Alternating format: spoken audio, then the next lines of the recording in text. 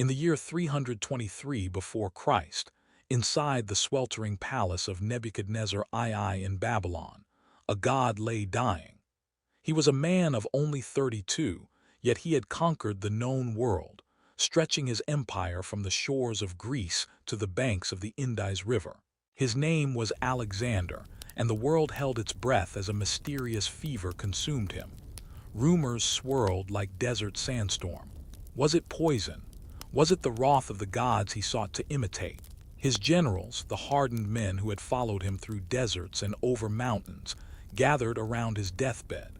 Their faces were masks of grief, but behind their eyes, a cold ambition was already taking root. Perdiccas, the regent, Antigonus, the Oneid, the titan, the ambitious Seleucus, and among them a quieter, more watchful figure, Ptolemy, son of Lagos, his childhood friend. They asked the dying king the most important question in the world. To whom did he leave his impossibly vast empire? His voice was a mere whisper, a final exhalation that would set the world on fire. Catastoi, he breathed to the strongest. This was not a will, it was a curse. It was not an instruction, but an invitation to chaos. It was the starting pistol for 40 years of brutal, relentless warfare. The world Alexander had forged with his sword was about to be torn apart by the very men who had helped him build it. They would be known to history as the Diadachi, the successors. They were no longer brothers in arms. They were a pack of wolves circling the magnificent carcass of an empire ready to tear it limb from limb. Antigonus dreamed of holding it all together, of inheriting Alexander's singular glory. Seleucus cast his gaze eastward towards the riches of Persia and the mysteries of India. They were gamblers playing for the entire world. But Ptolemy was different. He was a cautious man, a pragmatist. He understood that in the ensuing storm, the man who tried to grasp everything would likely be left with nothing. While others lunged for the heart of the empire, Ptolemy set his sights on a single perfect prize, the richest, most ancient and most defensible province of them all, Egypt. It was the ultimate prize. It was the bread basket of the Mediterranean, a land whose predictable floods and fertile black earth produced a seemingly endless river of grain, the oil of the ancient world. It was a treasure chest filled with the gold of Nubia and holding a global monopoly on the vital technology of papyrus. And it was a natural fortress insulated by impossible deserts to the east and west and the Great Sea to the north. But more than that, Egypt was an idea. It was the land of the Pharaohs, a civilization that was already ancient when the first stones were laid in Athens. To rule Egypt was to inherit 3,000 years of divine authority. A Macedonian general could place the double crown of Upper and Lower Egypt upon his head and become a living god. And so our story begins. It is the story of a grand experiment, a 300-year-long epic that asks a profound question. What happens when the rational, philosophical, and ambitious culture of the Greeks is grafted onto the ancient, mystical, and eternal body of Egypt? It is the story of a Macedonian seed planted in the sacred soil of the Nile. Will it blossom into a new dazzling civilization, the likes of which the world has never seen? Or will it create a tormented hybrid, a monster at war with itself, destined to be consumed by its own contradictions?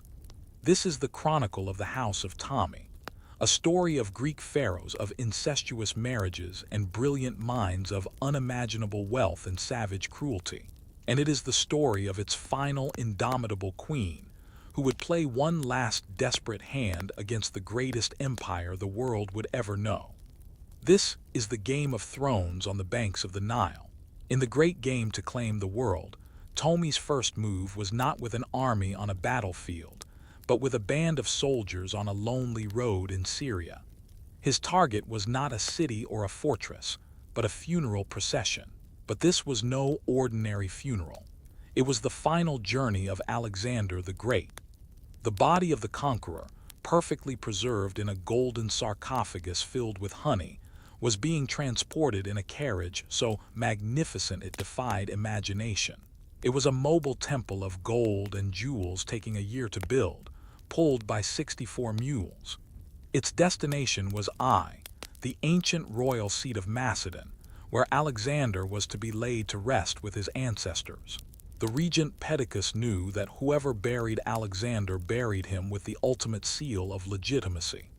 But Ptolemy, now the governor of Egypt, had other plans. In 321 BC, in an act of breathtaking audacity, he intercepted the procession. This was no common grave robbery. It was a precision military operation, a calculated theft of the most powerful political symbol on earth. He seized the golden sarcophagus and diverted it south, not to Macedon, but to his own domain. He brought Alexander home to Egypt. Perdiccas was enraged.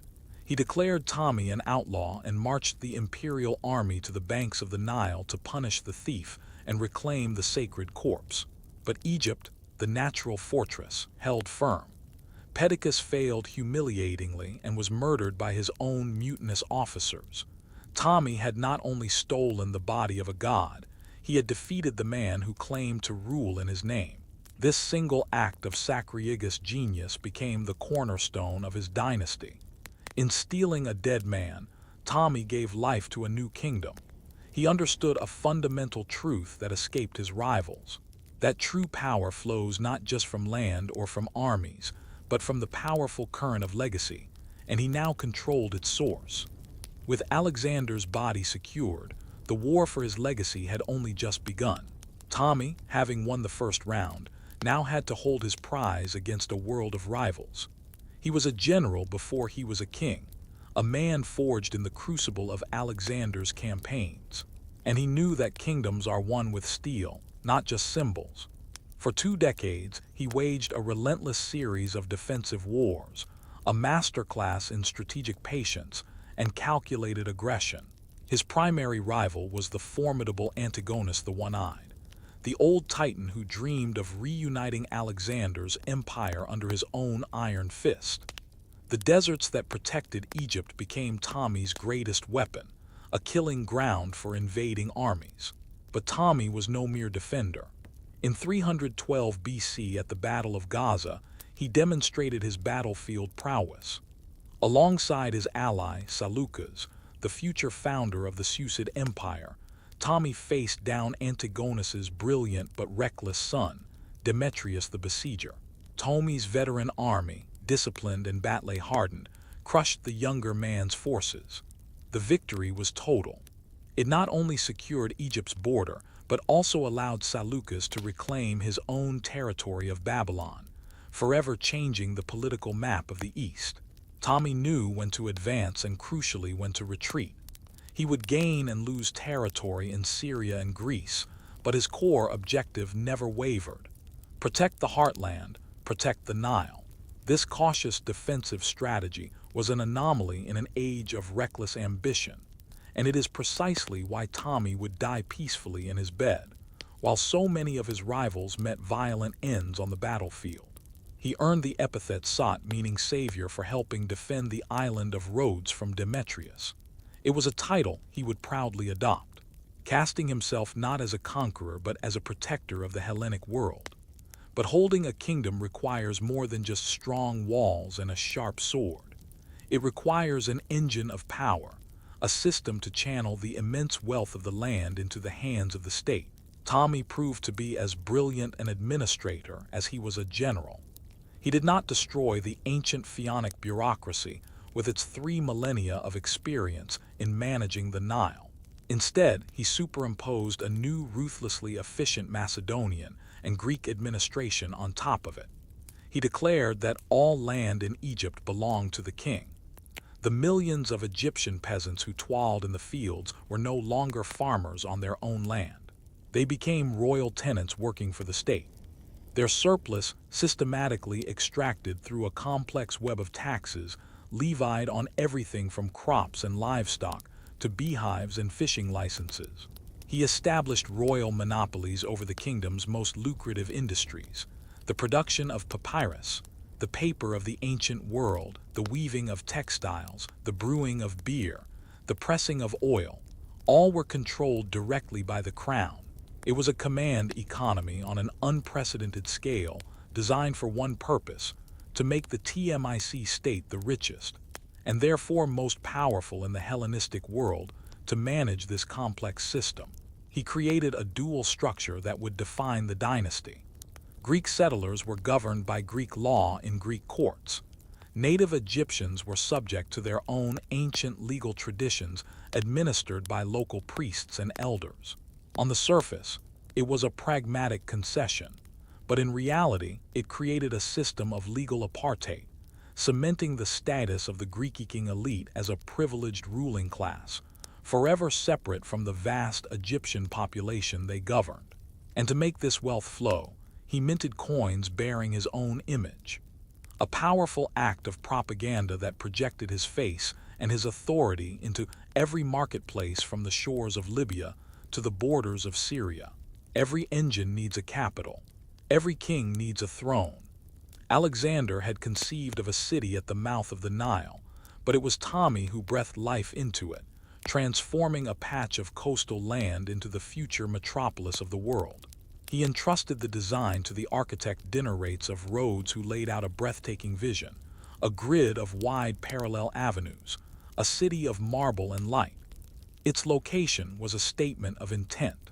Unlike the ancient pharaonic capitals of Memphis and Thebes, nestled deep within the Nile Valley, Alexandria faced outwards, its magnificent harbors opening onto the Mediterranean. It was a Greek city built on Egyptian soil looking toward the Greek world. The Ptolemy poured the vast resources of his new kingdom into its construction. He built the Hippa Stadium, a massive causeway that connected the mainland to the island of Pharaohs, creating two deep water harbors shielded from the sea, the Great Harbor and the Harbor of Fortunate Return. This port would become the busiest crossroads of trade on Earth, where ships bearing grain from the Nile would pass others carrying timber from Lebanon, silver from Spain, and spices from Arabia. Ptolemy was not just building a seat of government. He was building a magnet, a beacon designed to attract the sharpest minds, the richest merchants, and the most skilled artisans from across the Hellenistic world. It was to be a new Athens, but one built not on democratic ideals, but on absolute power and limitless wealth. This city, Alexandria, would become the jewel of his kingdom and the enduring symbol of his vision. A Greek world centered in Egypt, ruled by him. A city of marble and a treasury of gold were not enough. To truly rule Egypt, a Macedonian foreigner had to answer a fundamental question. How does a man become a god? The pharaohs of old were divine mediators between the mortal realm and the cosmic order. For Ptolemy to secure his dynasty, he and his descendants would need to become divine as well. But they needed a god that both their Greek subjects and the native Egyptians could recognize. Out of this political necessity, a new deity was born, Serapis. He was a masterpiece of religious engineering, a god created by committee. His image was entirely Greek, a majestic bearded man enthroned like Zeus, the king of the gods, or Hades, the lord of the underworld. On his head he wore a grain measure, the modius, a symbol of the agricultural abundance that was the source of Egypt's wealth. Yet his name whispered of Egyptian origins, a probable fusion of Osiris, the Egyptian god of the afterlife, and the sacred Apis bull of Memphis. Serapis was a hybrid god for a hybrid kingdom, a bridge between two worlds. For the Greeks, he was a familiar, comforting figure. For the Egyptians, he was a new manifestation of their ancient beliefs. Ptolemy built for him a magnificent temple in Alexandria, the Serapeum, and established a state cult that would spread across the Mediterranean. It was a brilliant attempt to create a shared identity, but it was also the ultimate admission of their otherness. True pharaohs were born of the Egyptian cosmos. The Ptolemies had to invent a god to justify their place within it. This ambition to synthesize and control extended from the spiritual realm to the intellectual. Ptolemy embarked on his most audacious project, one that would define his legacy for all time. He established the Mausoleum, the Shrine of the Muses. This was not a museum as we know it, a dusty hall of relics. It was the ancient world's first and greatest state-sponsored research institute. The most brilliant minds of the Hellenic world, mathematicians, poets, astronomers, physicians, were invited to Alexandria. They were given generous state salaries, free room and board, and exemption from taxes. Their only duty was to think, to discover, to write, and to create. Attached to the Mausian was its legendary heart, the great library of Alexandria. Its mission was breathtaking in its arrogance, and its simplicity to collect and house a copy of every single book in the world. Ptolemy's agents fanned out across the Mediterranean, armed with the kingdom's immense wealth, buying entire libraries. But acquisition also took a more aggressive form, a kind of state-sponsored intellectual piracy. A royal decree declared that any ship docking in Alexandria's magnificent harbor was to be searched. Any scroll, any book found aboard was confiscated. It was taken to the library where an army of scribes would meticulously copy it. The original was then added to the library's collection, and the newly made copy was graciously returned to its unfortunate owner. In one famous instance, Ptolemy borrowed the official state manuscript of the great Athenian playwrights, Sophocles and Euripides, placing a massive sum of silver as a security deposit. He then kept the priceless originals for his library and cheerfully forfeited the deposit, informing Athens they could keep the copies he had made. This was not merely the collection of knowledge, it was the consolidation of it. It was a geopolitical strategy to drain the rest of the world of its cultural capital and relocate it to the banks of the Nile. But this gleaming beacon of intellect and culture cast a very long and very dark shadow. While Greek scholars in Alexandria debated the circumference of the earth and the nuances of Homeric poetry, their magnificent institution was being funded by the sweat and toil of millions of native Egyptians. Beneath the surface of this Hellenic Renaissance lay a society built on a foundation of ethnic and economic segregation. The Greeks and Macedonians were the undisputed masters. They were the land owners, the soldiers, the government officials, the tax collectors. The Egyptian people were the landless laborers that governed a vast disenfranchised majority in their own country. Imagine the stark contrast. The white marble colonnades of the Mausian, filled with the murmur of scholarly debate in Greek, and just beyond the sun-scorched mud-brick villages of the Nile Delta, where farmers labored under the watchful eye of atomic official, speaking a language their rulers would not deign to learn. This deep systemic division was the dynasty's original sin. It was a crack in the very foundation of the state Ptolemy had so carefully constructed. He had built a fortress, an engine of wealth, and a temple of knowledge. But by creating two separate worlds within one kingdom, he had also built a pressure cooker of resentment. The stability he had forged was real, but it was dangerously fragile. In 283 BC, after 40 years of ruling Egypt and nearly 80 years of a life defined by conflict and upheaval, Ptolemy the Wand-Sot died peacefully in his bed at Alexandria. To die of old age was perhaps the rarest and greatest achievement for one of Alexander's successors. While his rivals were cut down in battle, assassinated by their own men or executed by their enemies, the cautious, pragmatic Ptolemy endured. He had outmaneuvered and outlived them all. He passed on to his son Ptolemy II a kingdom that was stable, secure, and fabulously wealthy, the greatest power in the eastern Mediterranean. His merits are undeniable, etched in the very stones of the city he built. He was the ultimate founder, a brilliant general who secured his prize against all comers, a peerless administrator who organized a chaotic and ancient land into a ruthlessly efficient engine of state wealth, and above all, a visionary patron of culture and science. By founding the library in the Mausian, he did more than just build beautiful structures. He created a sanctuary for the human mind, a place that would preserve the knowledge of the past and incubate the discoveries of the future. He laid the foundations for a dynasty that would last for 300 years, a remarkable feat in the turbulent Hellenistic world. Yet for every block of marble laid in glorious Alexandria, a seed of future discord was planted in the fertile soil of the Nile. His faults were as foundational as his achievements.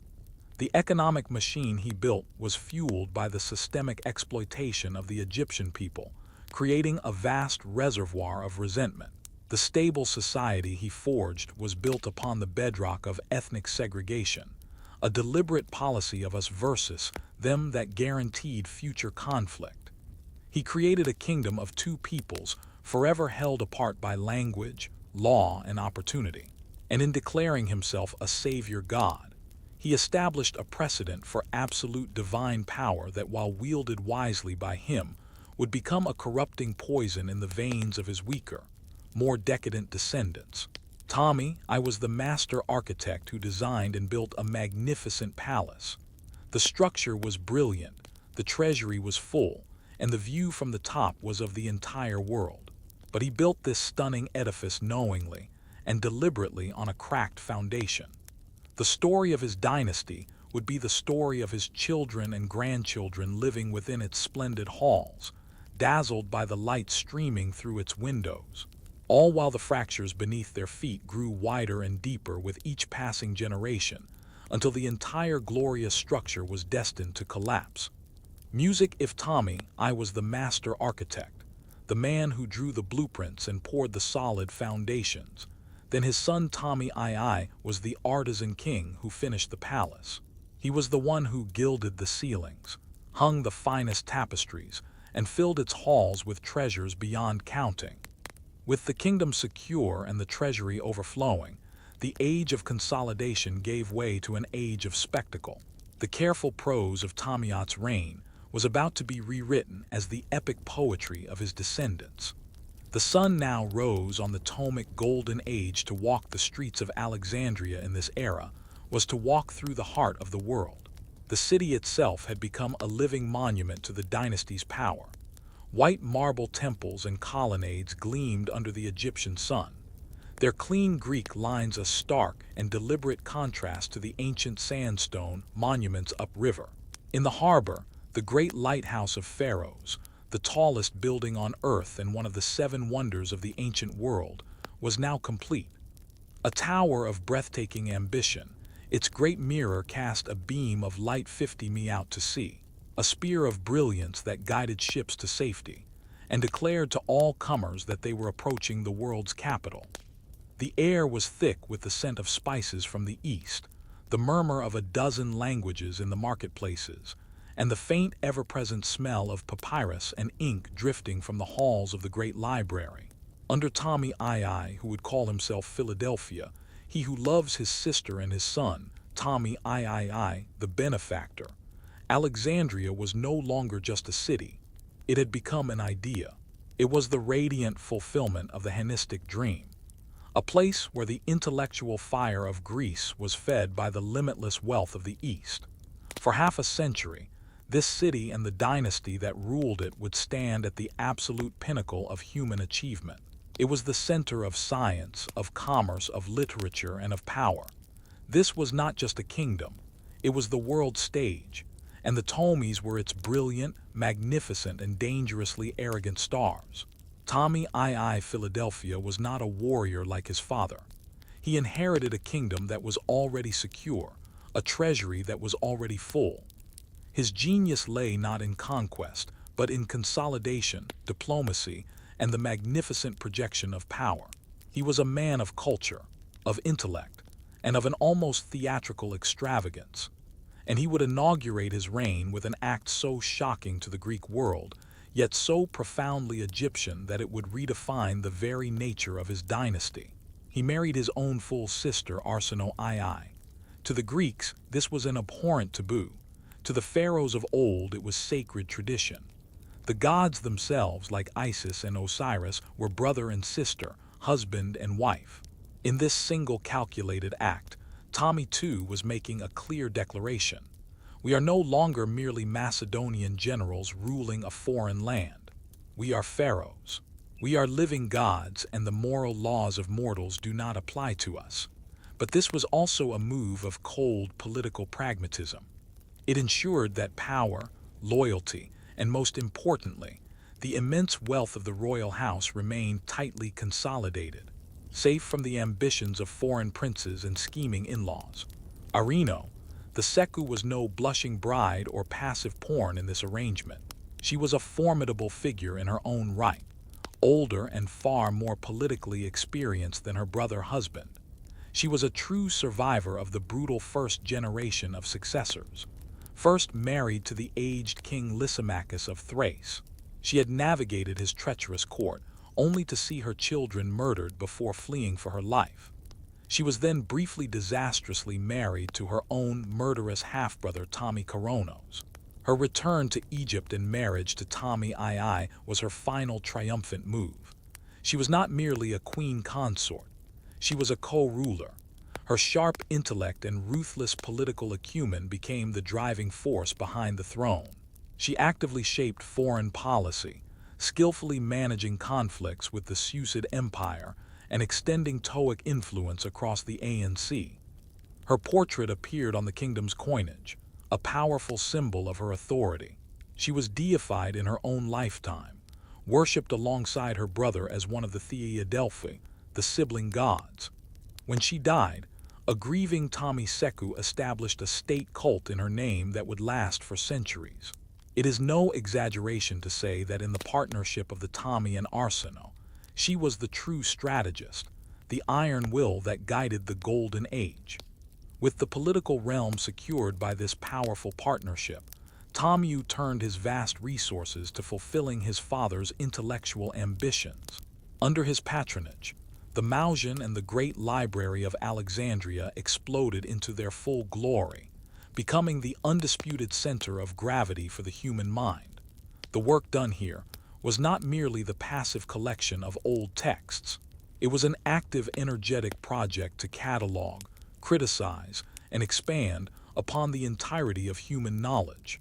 The poet and scholar Callimachus began his monumental life's work, the Pnyx, a 120-volume catalog of every author and work held within the library's walls. It was the first library card catalog in history, a map of the human imagination. The Egyptian priest Mantho, writing in Greek at the king's request, compiled the Egyptia, the definitive history of the Pharaohs, establishing the system of 30 dynasties that Egyptologists still use to this day. Science flourished in an atmosphere of unprecedented academic freedom. The physician Herophilus of Chalcedon, the father of anatomy, performed the first ever scientific dissections of human bodies, identifying the brain as the seat of intelligence and charting the nervous system.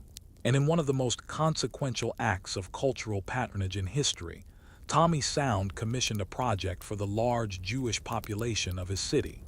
He gathered 72 Jewish elders and scribes and tasked them with translating their holy scriptures, the Torah, from Hebrew into Greek. The result, known as the Septuagint, was a literary and religious masterpiece. It unlocked the Hebrew Bible for the entire Greek-speaking world, becoming the sacred text for Hellenized Jews and centuries later, the Old Testament for the neat Christian faith.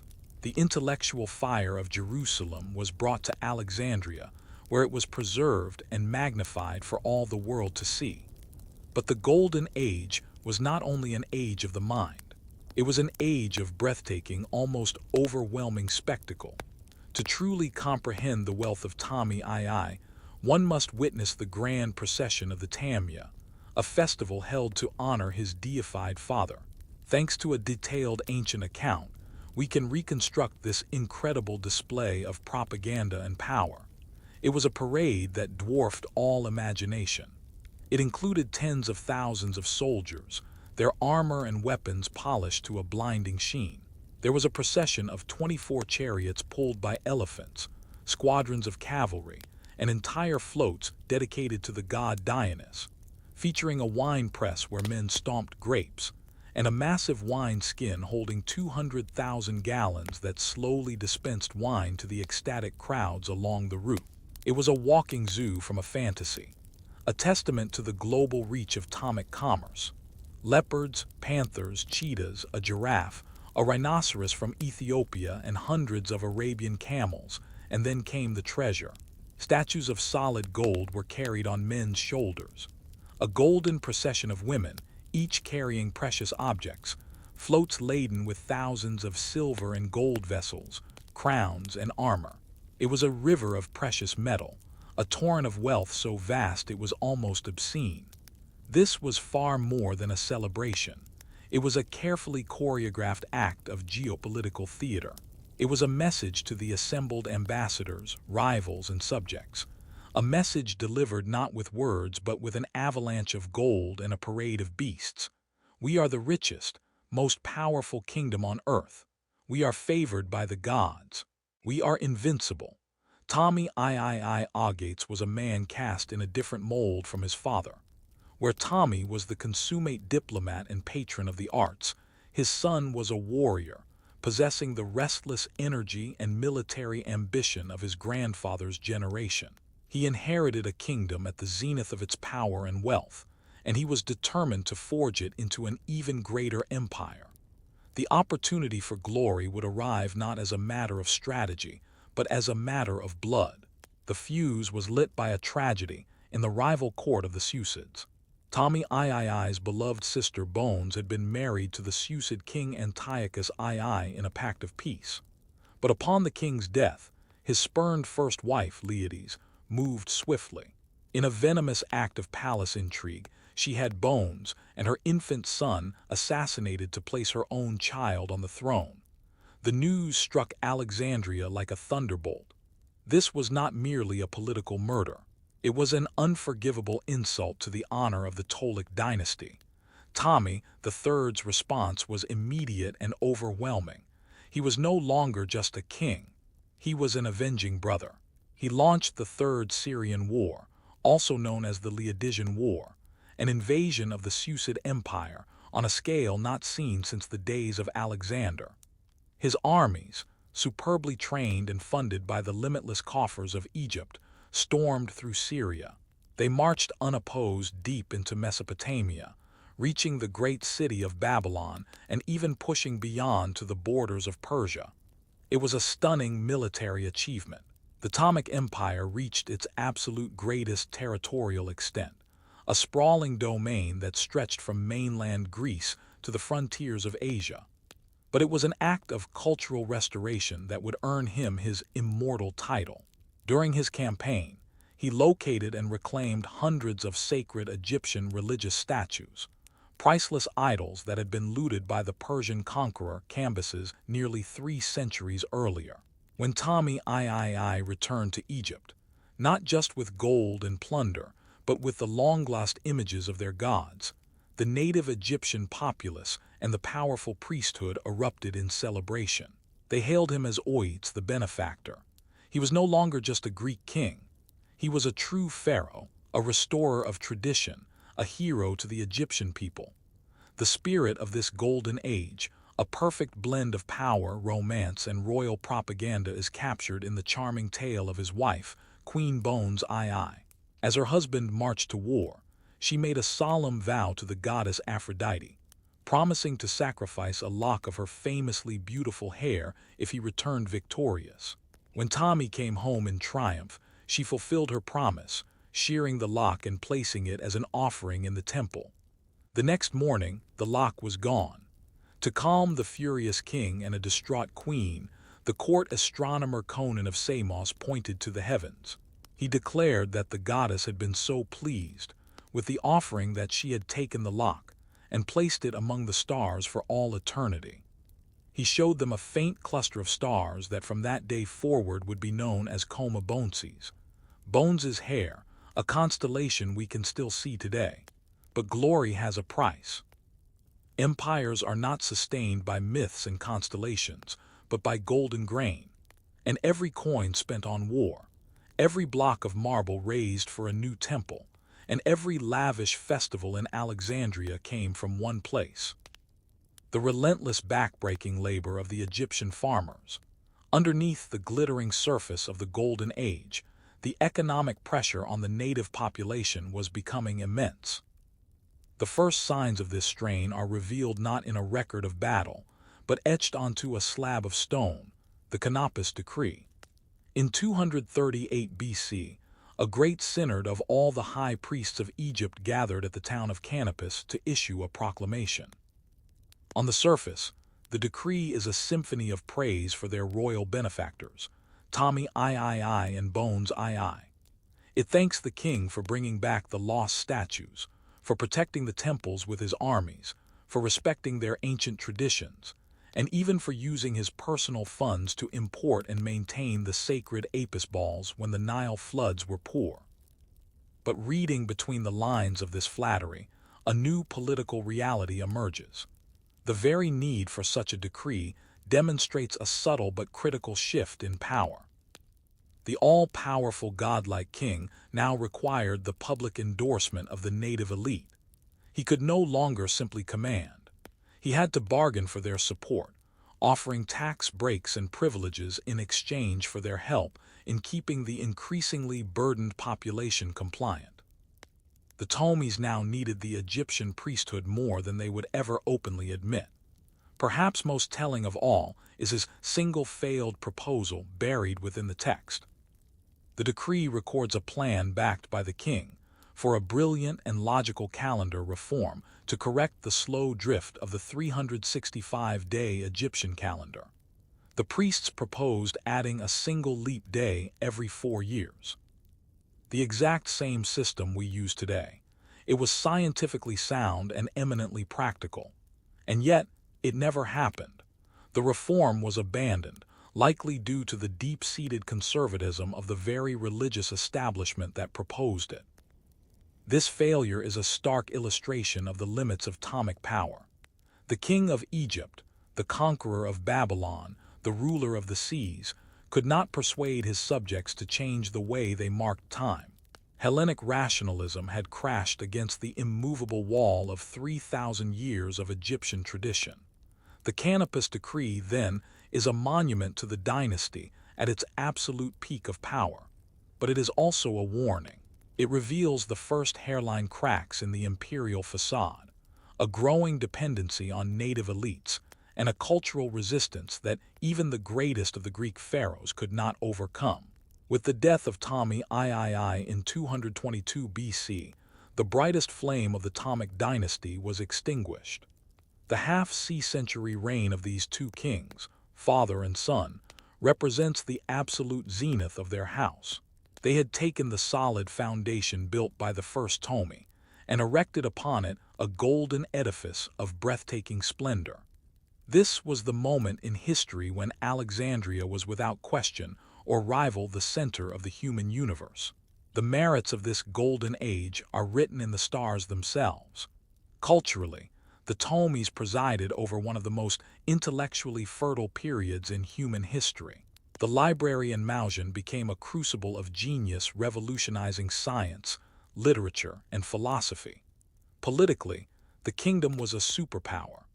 The Ptolemaic navy, the most powerful in the world, dominated the sea lanes of the eastern Mediterranean, and the army under Tommy III proved it could march to the very edges of the known world. Economically, they were in a league of their own. The wealth that flowed down the Nile and into the coffers of Alexandria was so immense that it became the stuff of legend, funding a level of patronage and spectacle the world had never before witnessed. And through a shrewd combination of divine propaganda and genuine respect for native traditions, they had for a time successfully bound their Greek identity to the ancient sacred authority of the Pharaohs. But peaks are treacherous places. The very brilliance of the Golden Age concealed the deep-seated flaws that would lead to the dynasty's undoing.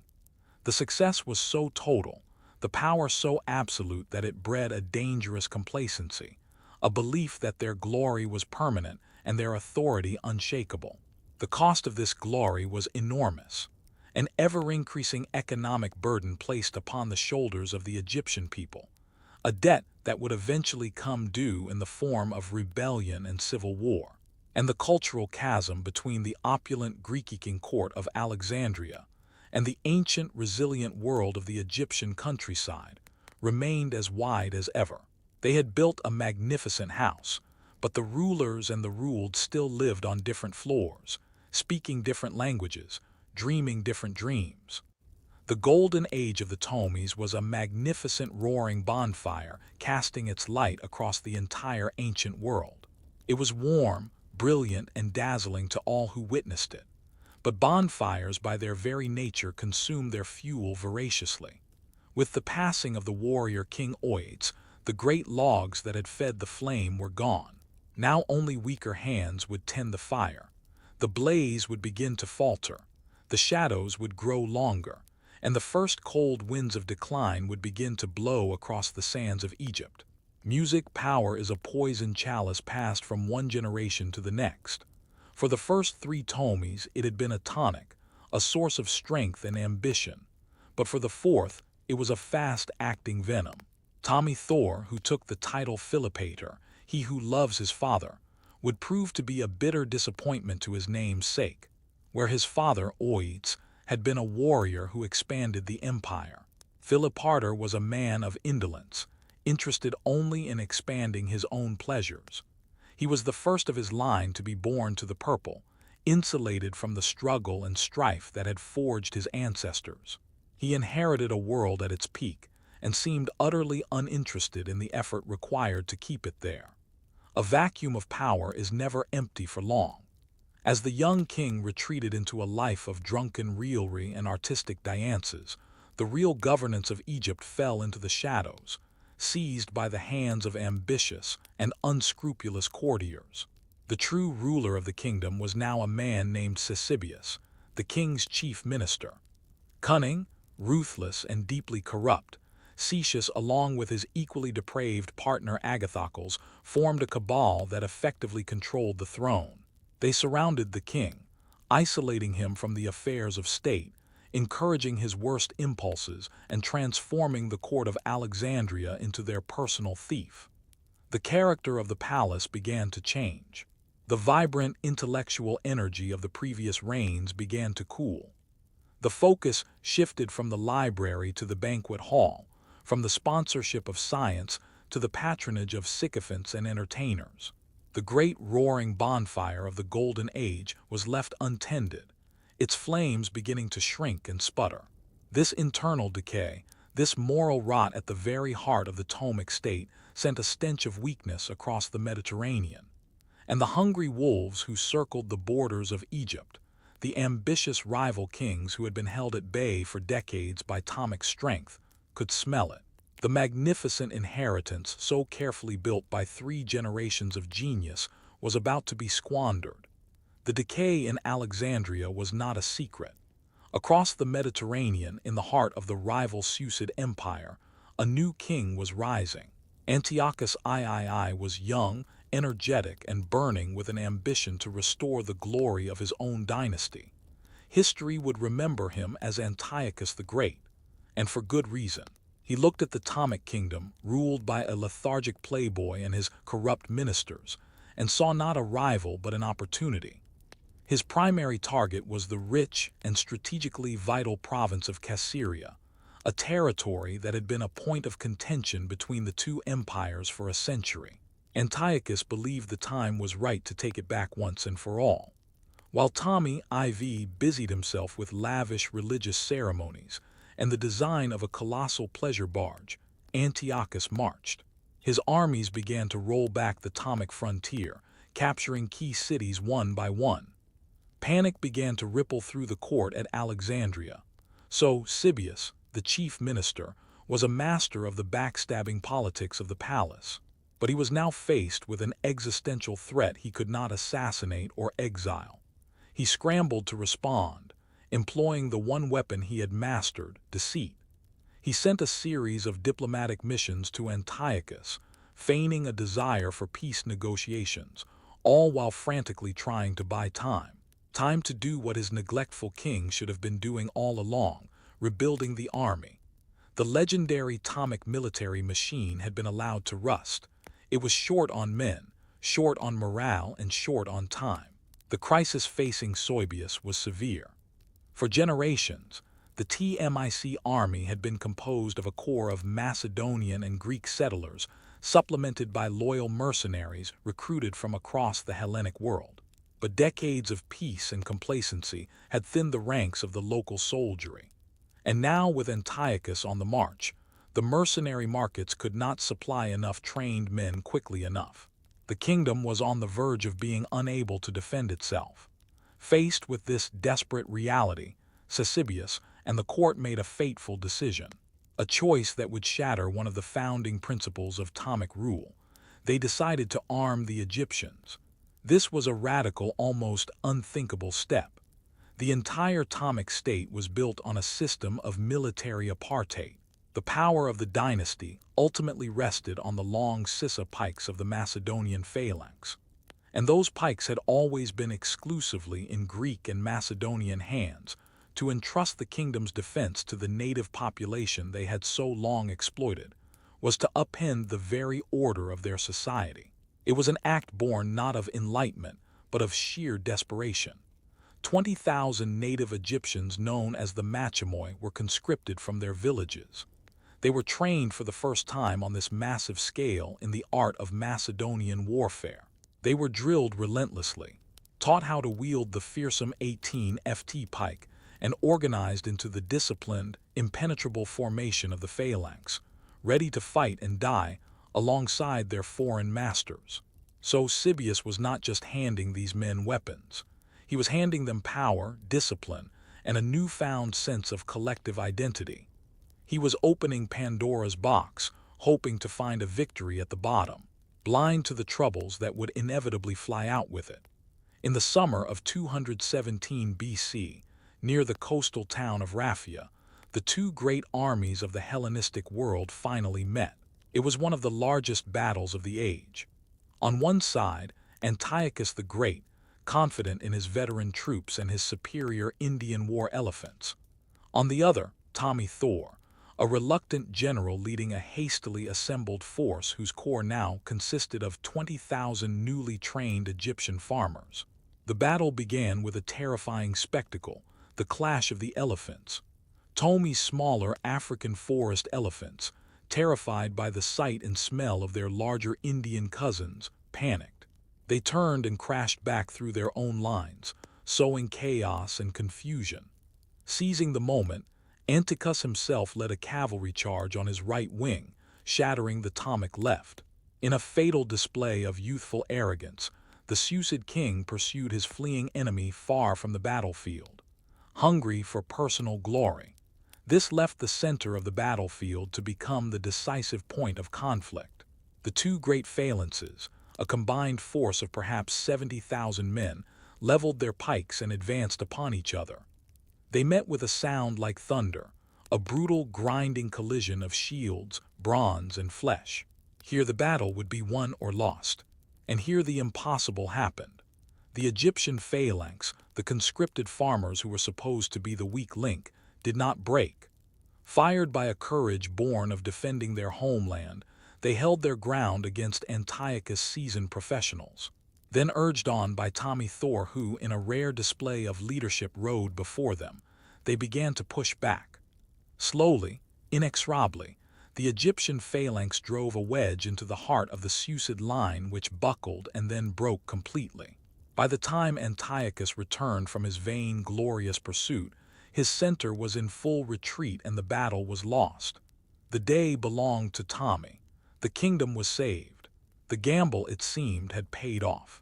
The victory at Raphia was celebrated in Alexandria with all the pomp and pageantry the dynasty could muster. Ptolemy IV, the reluctant king, was hailed as a hero, the triumphant savior of his kingdom.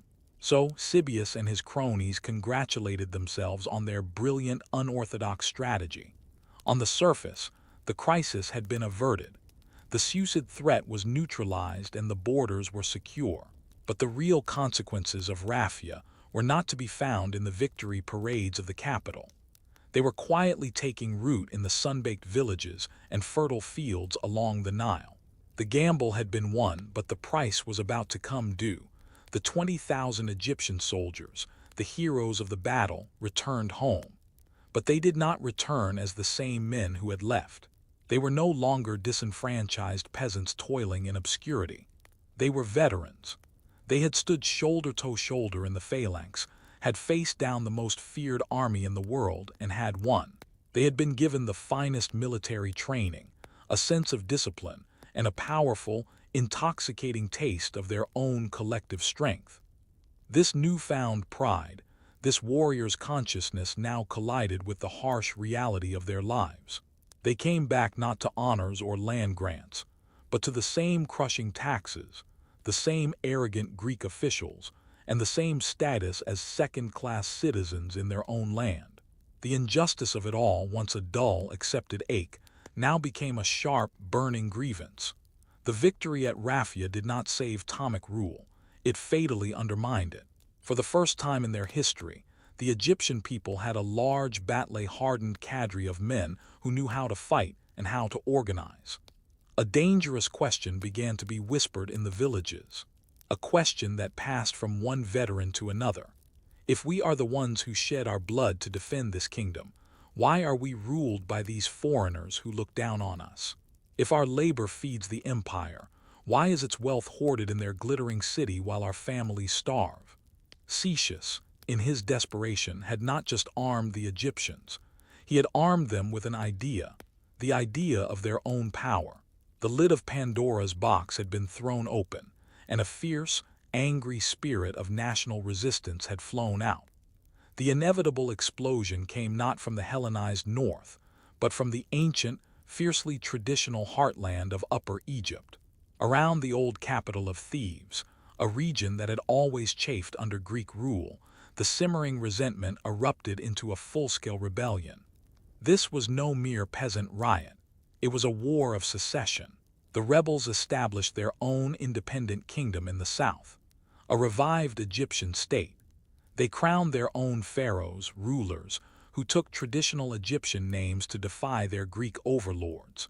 The first was a king named Horwenfer, who was eventually succeeded by Anwanifer. For nearly 20 years, Egypt was a nation torn in two. A brutal and destructive civil war raged across the land. It was a vicious guerrilla conflict fought in the fields and canals, crippling the agricultural production that was the lifeblood of the Ptolemaic economy. The vital flow of grain and tax revenue from the south was completely cut off, starving the royal treasury. The Ptolemaic state, which had once projected its power to the borders of Persia, was now unable to control its own heartland.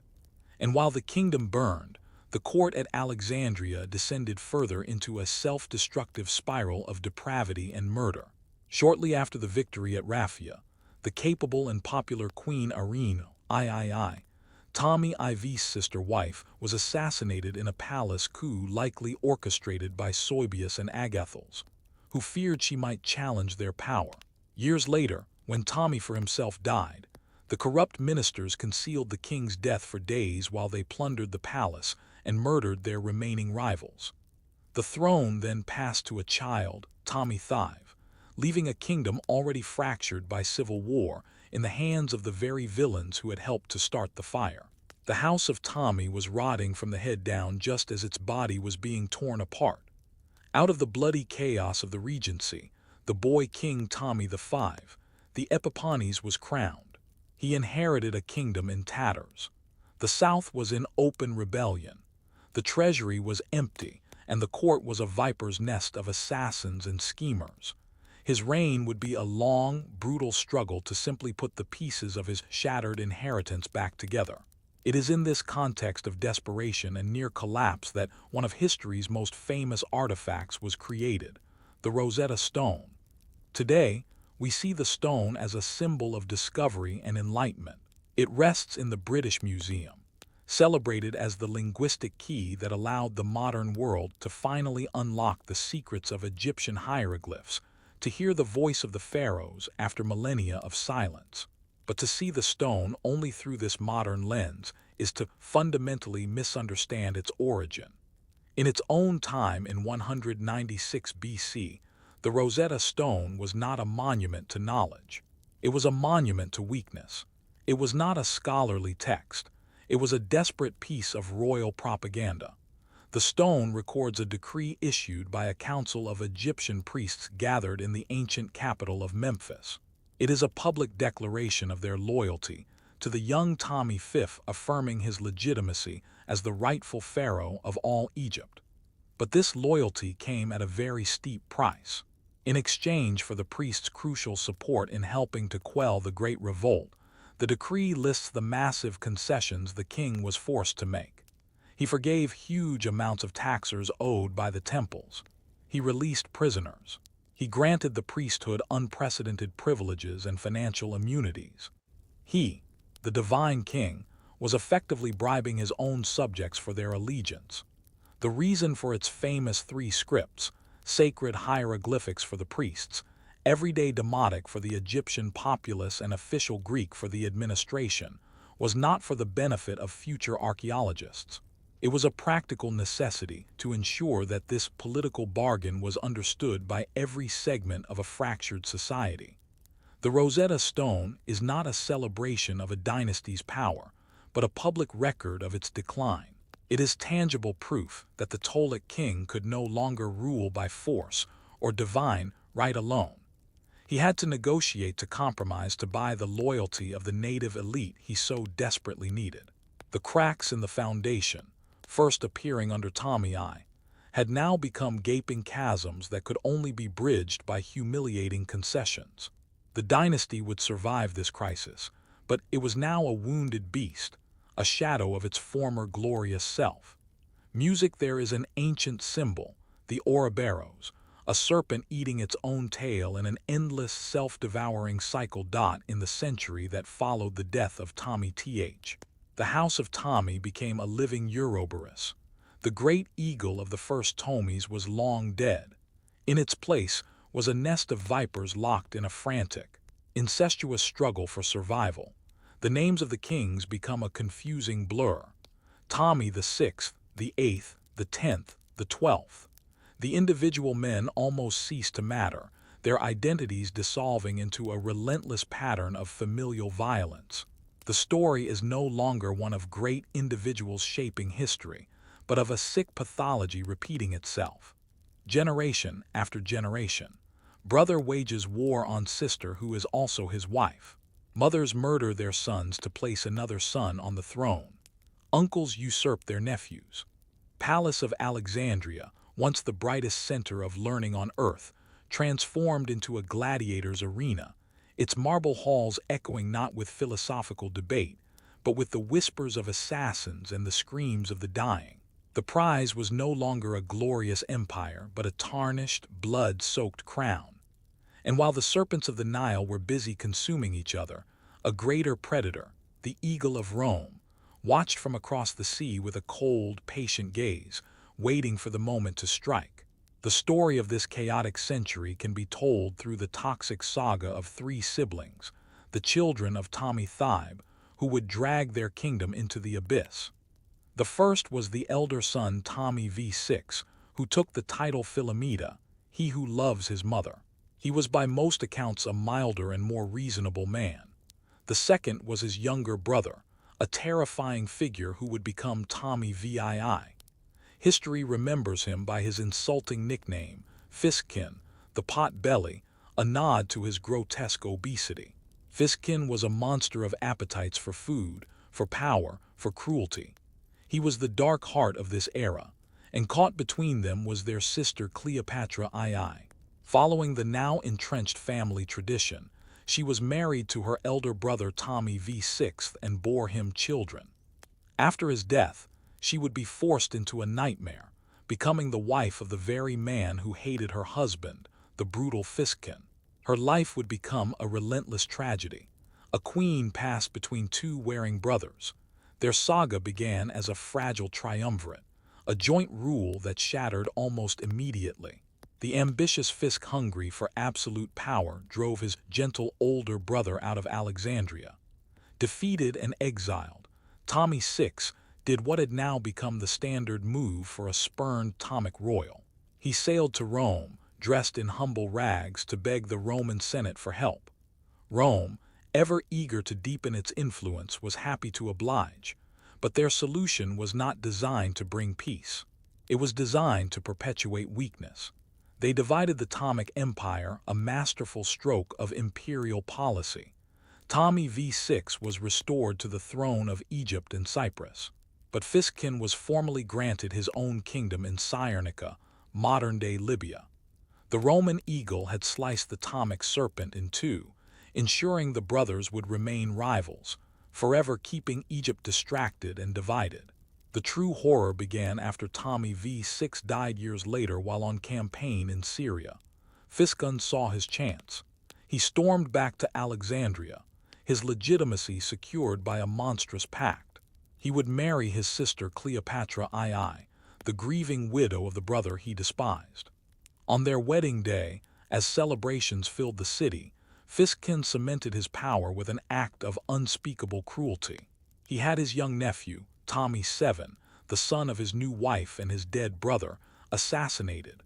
The boy was said to have been cut down in his own mother's arms. This was only the beginning of his reign of terror. He despised the intellectual class of Alexandria, who had favored his more cultured brother, and unleashed a bloody purge. Scholars, artists, and philosophers were executed or forced to flee, creating a catastrophic brain drain that the city would never truly recover from. The light of the great library was being extinguished by a brute.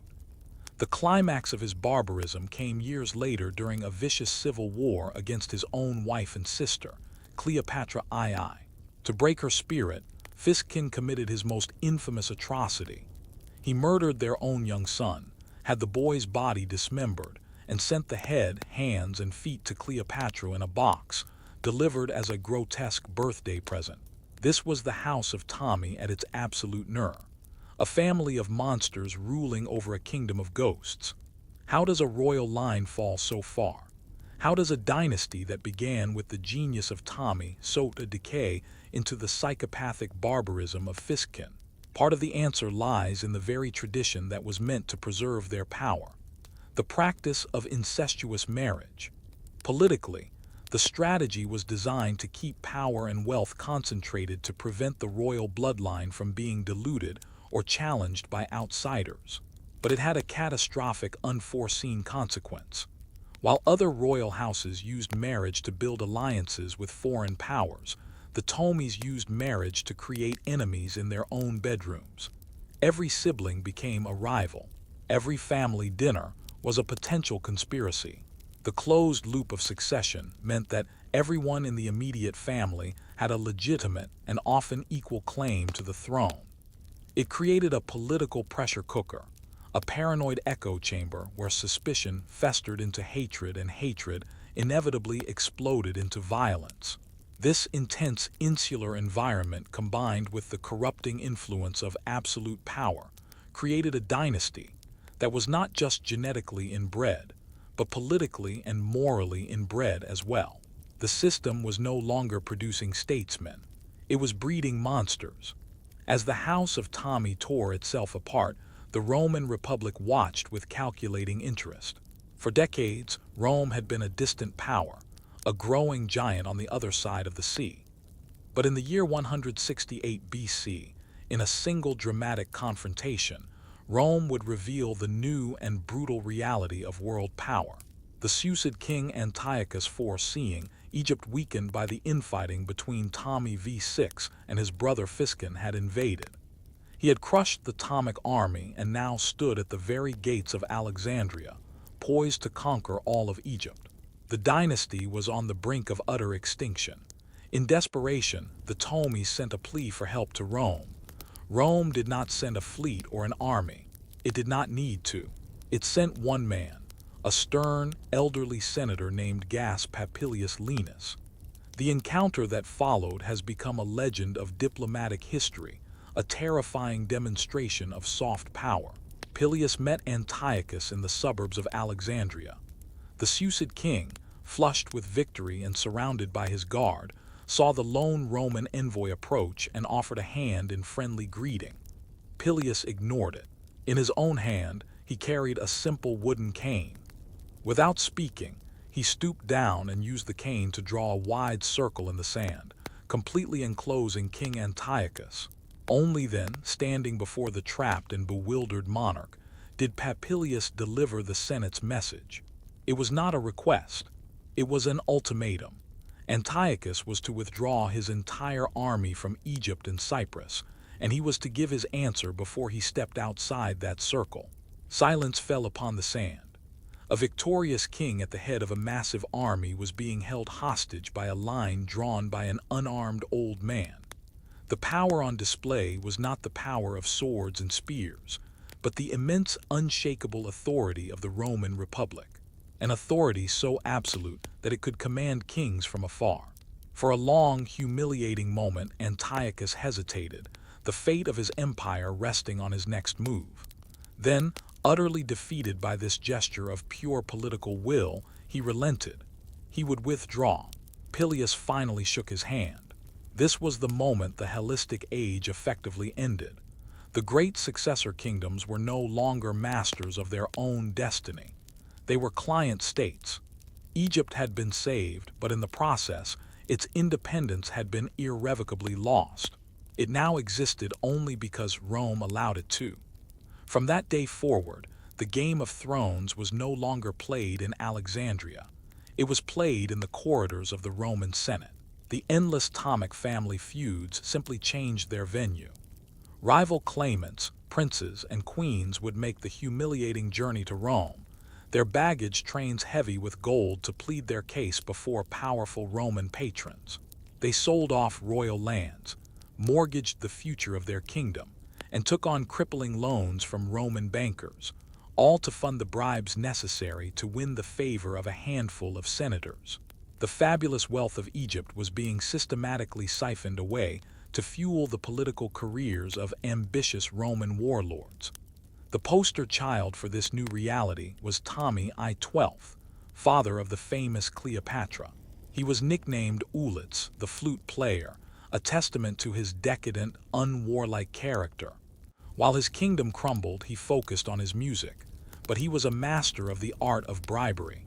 In 59 BC, he paid the astronomical sum of 6,000 talents of silver, a figure roughly equal to the entire annual income of his kingdom, to the two most powerful men in the world, Julius Caesar and Pompey the Great. The price for this kingdom bankrupting bribe: a piece of paper, a decree from the Roman Senate officially recognizing him as king of Egypt and a friend and ally of the Roman people. The Ptolemies still wore the double crown of the Pharaohs and sat on a golden throne, but they were now little more than glorified provincial governors, detritus puppets whose strings were pulled from across the sea. Their century of chaos had left them utterly hollowed out, a sovereign kingdom in name only. The century of chaos had bled the dynasty white. As the reign of Ptolemy Elites, the flute player, drew to a close, he prepared to pass on his inheritance. But what was left to inherit? The legacy of this era was not one of monuments or conquests, but of wreckage and ruin. Politically, the dynasty had committed suicide. The endless cycle of sibling rivalry and civil war had shattered the authority of the throne and the stability of the state. They had taught their subjects that power came not from law or legitimacy, but from the sharpest knife in the darkest corridor. Economically, the kingdom was bankrupt, its legendary wealth squandered on family feuds and colossal bribes to Roman senators. The great treasury of the first Ptolemies had been emptied to pay for its own destruction. But the most devastating loss, the one from which there could be no recovery, was the loss of sovereignty. By repeatedly running to Rome to settle their sordid family squabbles, the Ptolemies had voluntarily placed the leash of a foreign power around their own necks. They had shown the Romans beyond any doubt that Egypt was weak, divided, and incapable of managing its own affairs. They had traded the pride of a great empire for the humiliating survival of a client state. If there was any merit to be found in this century of decay, it is only this. Through their desperate groving and self-abasement, they had managed to keep Egypt from being formally annexed as a Roman province. They had preserved the crown, but it was now a hollow thing. The kingdom that Ptolemy Orlet would leave to his children was a phantom, a ghost of a great power. It had all the outward trappings of empire, the gleaming palaces of Alexandria, the ancient title of Pharaoh, the sacred temples along the Nile. but the inside had been entirely eaten away by a century of rot. It was a magnificent gilded fruit that was rotten to the core. It was this empty inheritance, this poisoned chalice that would be passed to his eldest surviving daughter, a young woman of extraordinary intelligence and ruthless ambition who would have to face the consequences of her ancestors' failures. Her name was Cleopatra, and her story would be the dynasty's final brilliant and tragic stand against the tide of history. Music. History is a story told by the victors, and no victor was more thorough in crafting a narrative than Rome. The story they have passed down to us is of Cleopatra Ith, the last pharaoh of Egypt. It is a story we all know, the exotic seductress, the serpent of the Nile, a decadent Eastern queen who used her bewitching beauty and sexual prowess to ensnare two of the greatest Roman men of her age, Julius Caesar and Mark Antony, corrupting their Roman virtue and threatening the very foundations of the Republic. It is a powerful, captivating, and enduring myth, and it is almost entirely a lie. This image of Cleopatra is one of the most successful and brilliant campaigns of character assassination in all of history. It was political propaganda expertly crafted by her mortal enemy, the cold and calculating Octavian, who would one day become the Emperor Augustus. He needed to justify a civil war against his fellow Roman Mark Antony and the subsequent conquest and annexation of the wealthiest kingdom on earth. To do this, he transformed a foreign queen from a political rival into a moral threat, a dangerous enchantress who had to be destroyed. To find the real Cleopatra, we must peel back 2,000 years of this hostile propaganda. The woman underneath was far more formidable than the myth. She was not merely beautiful, she was relentlessly intelligent. The ancient historian Plutarch tells us it was not her looks that were so irresistible, but her conversation, her charisma, and the very sound of her voice. She was a polyglot, fluent in as many as 9 languages. And in a fact that speaks volumes, she was the first and only TMIC ruler in 300 years to take the time to learn the Egyptian language. This was no trivial pursuit. It was a profound act of political genius. It allowed her to speak directly to her people, to their priests, bypassing her own Greek administration. It made her, in the eyes of the millions of native Egyptians, not just another foreign ruler but a true pharaoh. She was a published scholar who wrote treatises on subjects like medicine and pharmacology. She was a naval commander, a shrewd economist, and a ruthless politician who, like her ancestors, would not hesitate to execute her own siblings to secure her power. She was not a romantic heroine who was brought down by love. She was a brilliant player in the final deadly round of a 300-year-old game of power. She did not inherit the glorious empire of her early ancestors. She inherited a hollowed-out bankrupt kingdom that was little more than a puppet state of Rome. Her only weapons were her intellect, her charisma, her sacred lineage, and yes, her sexuality. And she wielded every single one of them as a tool of statecraft, not for lust, but in a desperate final gamble for the survival of her kingdom. Cleopatra was not the woman who destroyed a dynasty. She was the woman who almost saved one.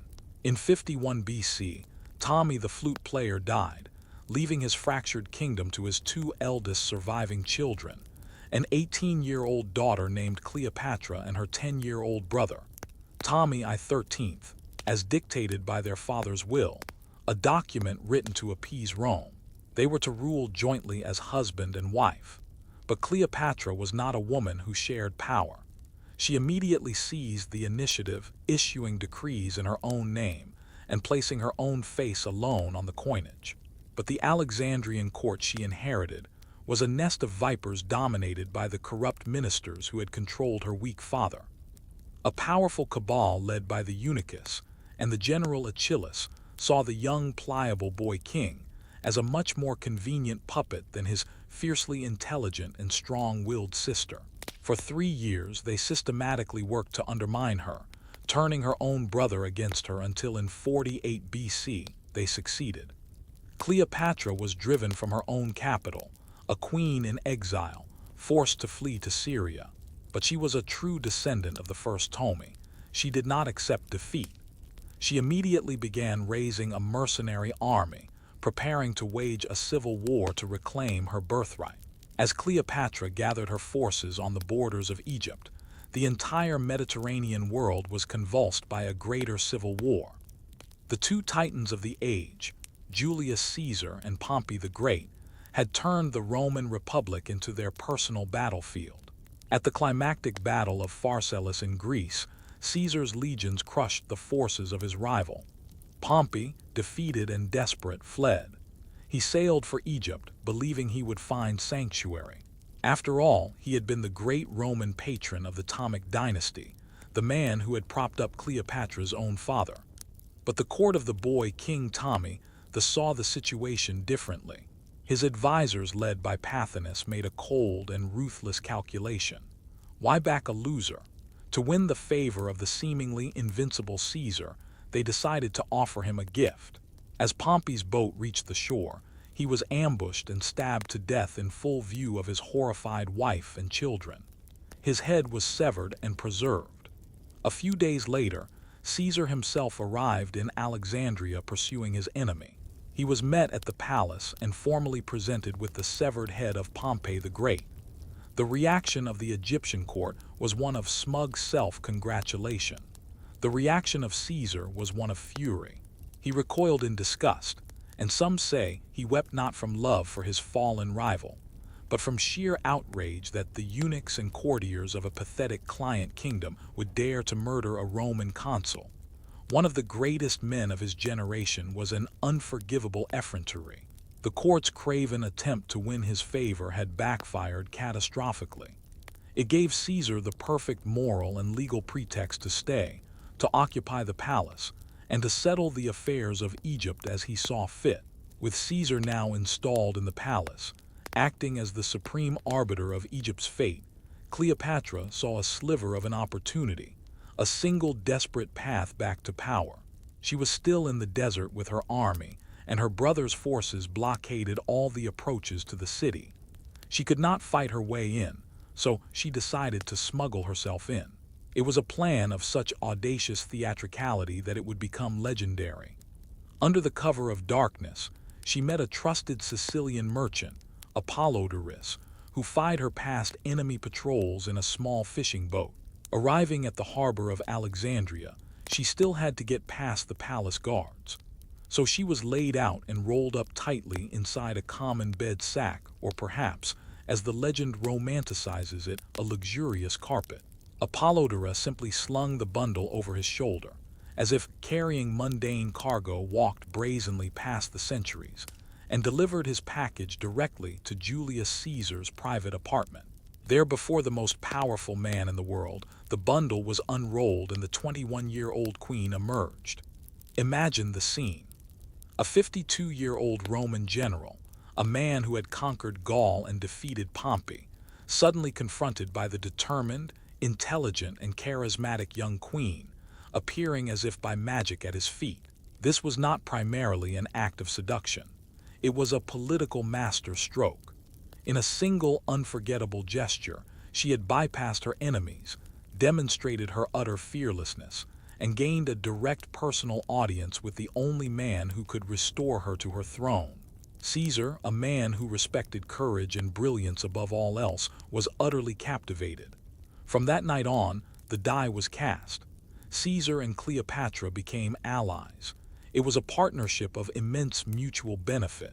He needed the legendary wealth of the Ptolemies to pay his vast armies. She needed his unstoppable legions to destroy her rivals and secure her crown. It was also undoubtedly a personal affair, an attraction between two of the most powerful and intelligent people on the planet.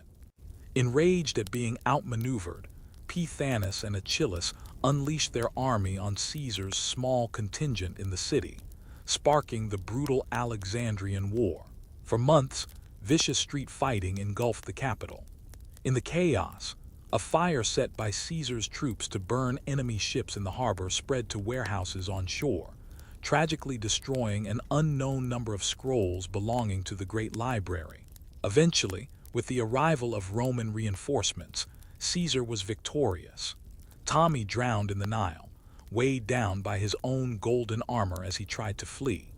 Caesar then formally installed Cleopatra as the ruling pharaoh of Egypt with an even younger brother as her powerless co-ruler and husband. Their alliance was sealed by a magnificent leisurely cruise down the Nile and by the birth of a son. She named him Ptolemy Caesar, but he would be known to the world as Caesarion. In him, her greatest gamble had paid off. She now had an heir who carried not just the blood of the Ptolemies, but the divine blood of Julius Caesar himself. On the Ides of March 44 BC, the world turned on the tip of a dagger. Julius Caesar was assassinated in the Roman Senate, and with his death, Cleopatra's entire world collapsed. She was in Rome at the time, a guest of the dictator, but she was now the lover of a dead man in a city that hated her. Her protector was gone, and her son Caesarion's future as a bridge between Rome and Egypt was now a terrible liability. Fleeing the chaos, she returned to Alexandria to watch as Rome once again tore itself apart. From the ashes of Caesar's legacy, a new triumvirate of rulers emerged. Caesar's cold, brilliant, and legally adopted heir, his grandnephew Octavian, the powerful and popular general Mark Antony, and the lesser figure of Lepidus. They carved up the Roman world, and Antony took the rich, glittering east. Cleopatra's position was precarious. Octavian, as Caesar's official son, would never recognize the claim of her son, Caesarion. Antony, Caesar's most loyal general and a man of immense power, was her only viable option. The choice was made for her when Antony summoned her to Tarsus, a city in modern-day Turkey. He demanded she explain why she had not offered more support to the triumvirate in their war against Caesar's assassins. It was a test, a summons for a client queen to report to her Roman master. But Cleopatra had no intention of playing the part of a subordinate. She was about to make her second great gamble. Antony, a man who adored spectacle and saw himself as a new Dionysus, had set up a grand tribunal for himself in the public square of Tarsus. Expecting the Queen of Egypt to come and prostrate herself before him, Cleopatra made him wait. Then she orchestrated one of the most masterful theatrical entrances in political history. She did not walk to Antony's tribunal. She made him and the entire city come to her. At dusk she sailed up the river Cydnus, her barge of vision from myth. The stern was gilded, the sails were a royal purple, and the oars cast from silver beat the water in time to the music of flutes and lyres. The queen herself was reclining under a golden canopy, dressed in the robes of the goddess Aphrodite. Her attendants were costumed as arrows, and the graces and the air for miles around was filled with the scent of burning incense.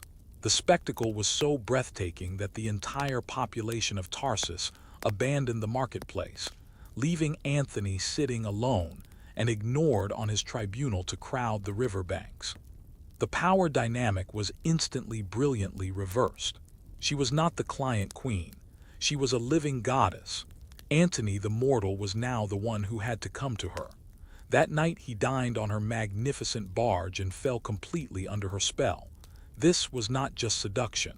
It was psychological warfare waged with perfume and silk, and Cleopatra was its undisputed master.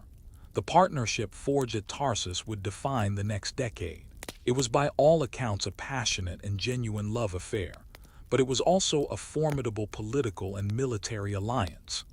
Antony had a grand ambition to conquer the Parthian Empire, Rome's great eastern rival, a feat even Caesar had not attempted.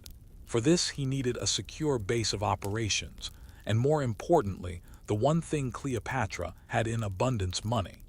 In Cleopatra, Antony found not just a lover and a financier, but an intellectual and political equal. Together they shared a grand vision that went far beyond a simple alliance. It was a dream of a new world order, a symbiotic Greco-Roman empire of the East co-ruled by them from Alexandria. It would be a world of Hellenistic culture, wealth, and sophistication, a divine partnership of Dionysus and Aphrodite, a glorious counterpart to the austere legalistic Latin world of Octavian in the West. This vision was made shockingly public in a grand ceremony in Alexandria in 34 BC, known as the Donations of Alexandria, before a massive crowd. Antony and Cleopatra sat upon golden thrones. She was hailed as Queen of Kings, and her son Caesarion was proclaimed King of Kings. Crucially, Caesarion was also publicly legitimized as the true son and heir of Julius Caesar, a direct challenge to Octavia. Antony then proceeded to donate vast territories of the east, Armenia, Phthia, Syria, Libya, to Cleopatra, and the 3 children they now had together. In Rome, Octavian could not have asked for a greater gift. The donations of Alexandria were a propaganda masterstroke for him. He, a master of public opinion, seized upon the event with ruthless efficiency. He painted a terrifying picture for the Roman people. Mark Antony, a great Roman general, had been utterly bewitched by a foreign sorceress. He had gone native, abandoning his virtuous Roman wife, Octavian's own sister, for an Egyptian harlot. He was giving away Roman lands to her bastard children, and planning to move the capital of the empire to Alexandria. Octavian illegally obtained Antony's will and read it aloud to the Senate, revealing Antony's wish to be buried by Cleopatra's side in Egypt. That was the final proof. The narrative was set. This was no longer a squalid Roman civil war. It was a holy war. A war for the soul of Rome against a decadent foreign queen and her corrupted Roman puppet. War was now not just inevitable. It was a patriotic duty. 2 halves of the Roman world, the disciplined West and the opulent East, finally met in a cataclysmic collision at sea in 31 BC off the coast of Actium in Greece. The massive fleet of Antony and Cleopatra faced the smaller, more agile ships of Octavian, commanded by his brilliant admiral Marcus Aurelius. This was the battle for the fate of the world, and it was a disaster. The battle devolved into a confused, chaotic melee. Seeing the tide turning against them, Cleopatra made a fateful decision. She signaled her squadron of 60 ships which held the war treasury to break through the Roman line and set sail for Egypt. Antony, seeing her purple sails disappear over the horizon, made an even more shocking choice. He abandoned his men, his command, and his honor transferred to a smaller, faster ship, and followed her. His leaderless fleet, demoralized and betrayed, soon surrendered. The war was lost. A year later, the final act played out in Alexandria. As Octavian's legions closed in, the city was gripped by an atmosphere of doom. Antony, after hearing a false report that Cleopatra had already taken her own life, committed a botched suicide by falling on his sword. He was brought bleeding and dying to the mausoleum where Cleopatra had barricaded herself and died in her arms. Cleopatra now stood alone against the man who had conquered the world. Octavian took her captive. He needed her alive. His greatest prize, the centerpiece of his victory parade in Rome, be the proud queen of the Nile, the serpent of Egypt, paraded through the streets in golden chains for the Roman mob to jeer at. This was the one humiliation she would not endure. She had one final move to make. In her last meeting with Octavian, she seemed broken, pleading for her children's lives. But it was all a ruse. She had made her decision. Dressed in her full, magnificent pharaonic regalia, she lay down upon a golden couch, and as the immortal legend tells it, had an asp, a sacred cobra, the symbol of divine Egyptian royalty, brought to her hidden in a basket of figs. She chose the death of a goddess, delivered by the creature that had adorned the crowns of the pharaohs for 3,000 years. Her suicide was not the desperate act of a heartbroken lover. It was the last defiant political act of a sovereign queen. By taking her own life, she seized control of her destiny and robbed Octavian of his ultimate triumph. He could conquer her kingdom, but he could not conquer her. With her final breath, the PTOLEMAIC Dynasty, which had begun 300 years earlier with a general who stole the body of a god, came to an end. The Hellenistic Age, the vibrant, chaotic world born from Alexander's conquests, died with her. In Egypt, the ancient eternal kingdom of the Nile ceased to be an independent power, becoming a personal province of a Roman emperor. Cleopatra had lost her war, but in choosing the manner of her own death, she won control of her own immortal legend. Music, and so the last queen of Egypt is dead. The eagle of Rome has finally sunk its talons into the ancient land of the Nile. And 3 centuries of rule by the Greek pharaohs has come to a sudden dramatic end. The dust settles over Alexandria. The story is over. But what is left behind? When we sift through the sands of time, what is the true, enduring legacy of the House of Ptolemy? It is twofold. First, and most brilliantly, they left behind a legacy of knowledge. For all their sins and savagery, the Ptolemies were the greatest patrons of the intellect in the ancient world. They built in Alexandria a crucible, a great furnace where the knowledge of the Greeks, the Egyptians, and the Near East was melted down, combined, and forged into something new. In the halls of their library in Mausoleum, the circumference of the earth was measured. The human body was first scientifically dissected, and the Hebrew Bible was translated into the language of the West.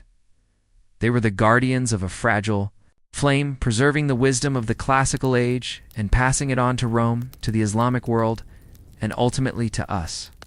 Without the Ptolemies, the darkness that followed the fall of Rome might have been absolute, but their second legacy is a darker one, a timeless and cautionary tale. The PTOLEMAIC Dynasty is a masterclass in the mechanics of empire, of power, and of its inevitable decay. They are the ultimate case study in colonialism. A foreign military elite superimposing itself upon an ancient culture, extracting its wealth while remaining fundamentally separate from its people. Their story shows us how the arrogance bred by success leads to complacency. It demonstrates how a dynasty, when turned inward upon itself, will inevitably consume its own heart in a frenzy of paranoia and ambition. And it proves with tragic finality that a power structure built on ethnic and economic division contains the seeds of its own destruction. This is not simply a story about long-dead kings in a faraway land. The 300-year arc of the PTOLEMAIC Dynasty is a perfect self-contained blueprint for the rise and fall of all great powers. It begins with the founder, the ruthless, brilliant soldier of fortune, who builds a kingdom from the ashes of a dead world. It moves to the Golden Age. The generations who inherit peace and build a civilization of unimaginable splendor, believing it to be eternal. Then comes the decay. The heirs born to privilege who become weak, decadent, and lose the martial vigor of their ancestors. And finally, the collapse. The internal rot gives way to vicious infighting, which invites the intervention of a younger, hungrier power, culminating in a last desperate stand and the final closing of a chapter of history. This is the story of the Ptolemies, but it is also the story of the Roman Empire that consumed them. It is the story of the Ottomans, the Spanish, and the British. It is a universal rhythm, a law of power as constant as the rising and setting of the sun. The names change, the costumes change, but the tragedy remains the same. From the burning sands of Egypt, our saga will travel north to a cold, damp island on the edge of the world. Here, another dynasty will be forged in blood and ambition. A king so desperate for a son, he will break with God himself. Divorces that will shatter a continent. And a virgin queen who will define an empire and rule over a golden age of her own. Next time on Dynasty Saga, we delve into the treacherous, passionate, and revolutionary world of the House of Tuda. Thank you for joining us on this journey down the Nile. If you found this story compelling, please consider liking this video, subscribing to our channel, and ringing the bell for future chronicles. In the comments below, let us know, what do you believe was the single biggest mistake the Ptolemies made? We look forward to reading your thoughts, and we will see you for the next chapter of the saga